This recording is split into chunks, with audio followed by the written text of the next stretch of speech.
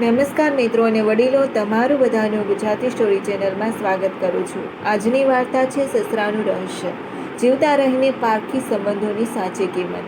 જો આ સ્ટોરી તમને પસંદ પડે તો આ ચેનલને સબસ્ક્રાઈબ, લાઈક, શેર અને કમેન્ટમાં અભિપ્રાય જરૂર આપજો. બાજુમાં બેલ આઇકનને જરૂર ઓન કરજો જેથી તમને સૌથી પહેલાં આવી સ્ટોરી સાંભળવા મળે. કાનજીભાઈની વસની વિદાયને હજુ 5 જ દિવસ થયા હતા. આખું ગામ શોકથી ઘેરાયેલું હતું. ગામના પ્રતિષ્ઠિત અને ધનવાન શેઠની સંપત્તિનું શું થશે તેની ચર્ચા ચાલતી હતી. ઘરમાં પણ શોક પાછળ અદૃશ્ય તણાવ હતો.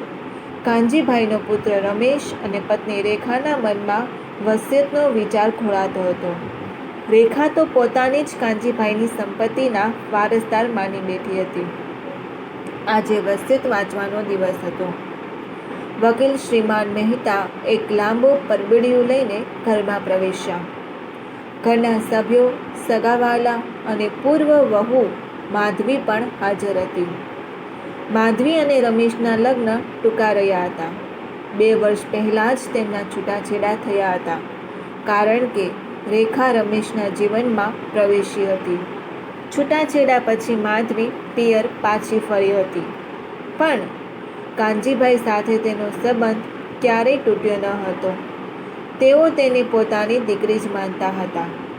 વકીલ મહેતાએ ગંભીર ચહેરે પરબીડિયું ખોલ્યું અને વસિયત વાંચવાનું શરૂ કર્યું. શરૂઆતમાં કાનજીભાઈના વ્યવસાય વિશે હતું, પછી સંપત્તિની વહેંચણી શરૂ થઈ. રમેશ અને રેખાના કાન સરવા થયા. તેમની છાતી ધડકતી હતી. મારી બધી સંપત્તિ, જંગમ અને સ્થાવર એટલે કે રોકડ, બેંક બેલેન્સ, શેર, જમીન જાયદાદ, કારખાના, બધું જ. વકીલ મહેતાએ વિરામ લીધો અને પછી શબ્દોનો બોમ્બ ફોડ્યો. મારી પૂર્વ વહુ માધવીને 51% હિસ્સો અને બાકીનો 49% હિસ્સો મારા પુત્ર રમેશને. આખા ઘરમાં સન્નાટો છવાઈ ગયો. રેખાના મોઢામાંથી ચીસ નીકળી ગઈ. ના, આ અશક્ય છે, આ જૂઠું છે. મારા સસરા આવું ક્યારેય ન કરે. રમેશ સ્તબ્ધ થઈ ગયો. તેના ચહેરા પર ગુસ્સો, આઘાત અને પછતાવો દેખાતો હતો. માધવી પણ આઘાતમાં હતી, પણ અસલી ટ્વિસ્ટ તો કોઈ જાણતું ન હતું. કાનજીભાઈ જીવતા હતા. હા, તેમણે પોતાની જાતને મૃત જાહેર કરી હતી અને ઘરના ભોંયરામાં બનાવેલા એક ગુપ્ત ઓરડામાં છુપાઈને સીસીટીવી કેમેરા દ્વારા આ બધો તમાશો જોઈ રહ્યા હતા. વકીલ મહેતા કાનજીભાઈના પરમ મિત્ર હતા અને આ આખી યોજનામાં તેમની સાથે સામેલ હતા. સ્ક્રીન પર જોઈને કાનજીભાઈ સમજી ગયા હતા કે હવે અસલી ખેલ શરૂ થયો છે. ડ્રોઈંગ રૂમમાં રેખાનો ગુસ્સો 7મા આસમાને હતો. એ મર્યાદા ભૂલીને બરડવા લાગી. આ ડોસાએ મરતા પણ મારું ઘર ભાંગ્યો. હું આ વસિયતને કોર્ટમાં પડકારીશ. રમેશ, જો તું આ માધવી પાસેથી મારો હક નહીં છીનવે તો હું તને પણ છોડીને જતી રહીશ. રમેશ આજે રેખાની સંપત્તિ પ્રત્યેની લાલચ જોઈને ડઘાઈ ગયો. જે રૂપાળી રેખા માટે તેને માધવી જેવી સંસ્કારી પત્નીને તરછોડી હતી, તે રેખા માત્ર પૈસાની સગી હતી. એ સત્ય આજે તેને સમજાઈ રહ્યું હતું. રમેશે ભારે હૈયે કહ્યું, રેખા, પિતાજીની સંપત્તિ છે, તેમનો નિર્ણય અંતિમ છે. માધવીની આંખોમાં આંસુ હતા.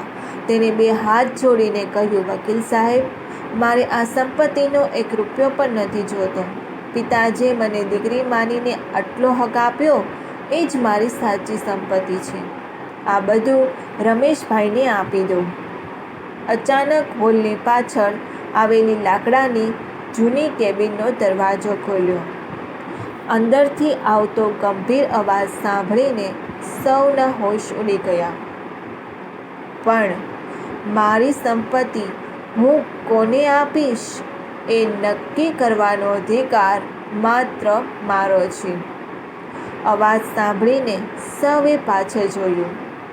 કાનજીભાઈ લાકડીના ટેકે ઊભા હતા. પિતાજી, તમે? રમેશના મોઢામાંથી શબ્દ સરી પડ્યા. રેખા તો જાણે પથ્થરની મૂર્તિ જ બની ગઈ.